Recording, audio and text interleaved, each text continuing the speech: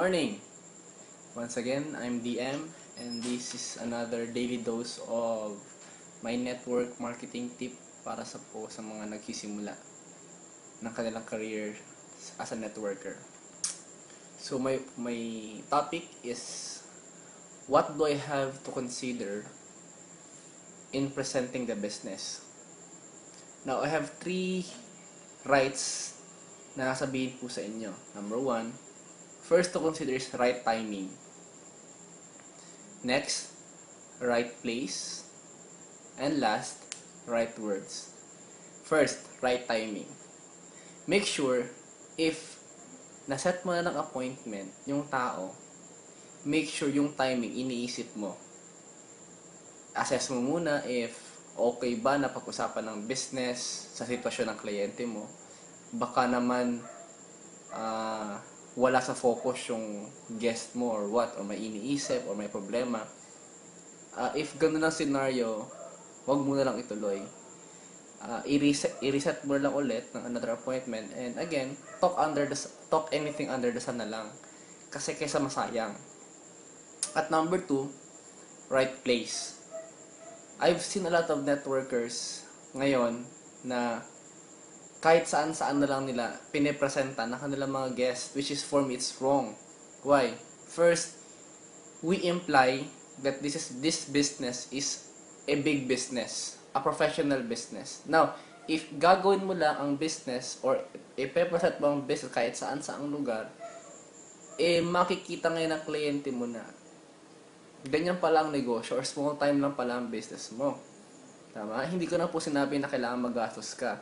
Pwede mo namang dalhin sa office kung may opisina sa lugar ninyo, or pwede mong iset in any other coffee shop or any other place na tahimik, na at least conducive siya in your business presentation.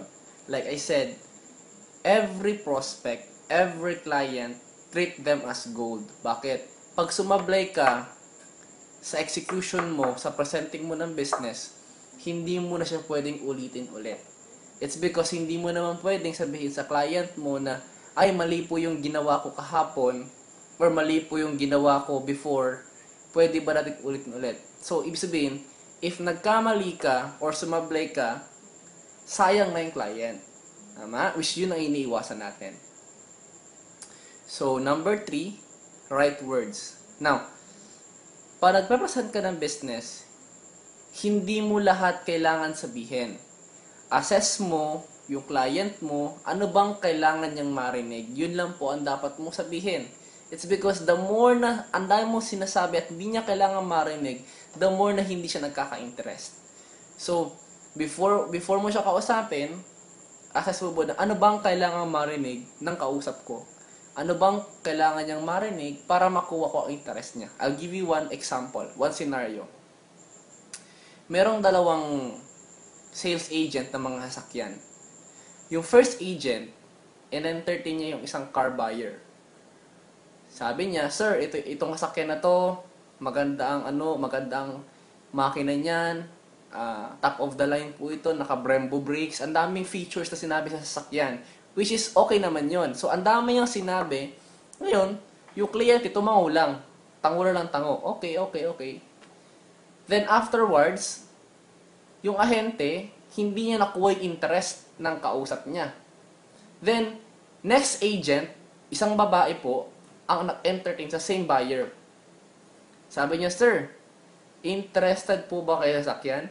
Alam niyo ba, sir, if bibili niyo yan, or makapasa inyo yan, bagay na bagay po kayo. At tingin ko, sa record namin, if bibili nyo yan, ikaw lang po ang magkakaroon ng ganyang sasakyan sa lugar natin." Sabi naman ng car buyer, "Talaga? Ayos pala to. Sige, kukunin ko yan." So, anong point? Simple lang yung sinabi ng isang agent, pero nakuha niya yung need ng buyer. Same thing and same goes to our business. Hindi mo kailangan lahat sabihin. Titingnan mo lang muna ano bang kailangan mong i-emphasize para makuha mo yung interest ng kausap mo. So, yun lang po. Hopefully nakatulong and hopefully pwede nyo magamit sa mga business presentations nyo. Once again, Thank you po, and happy networking.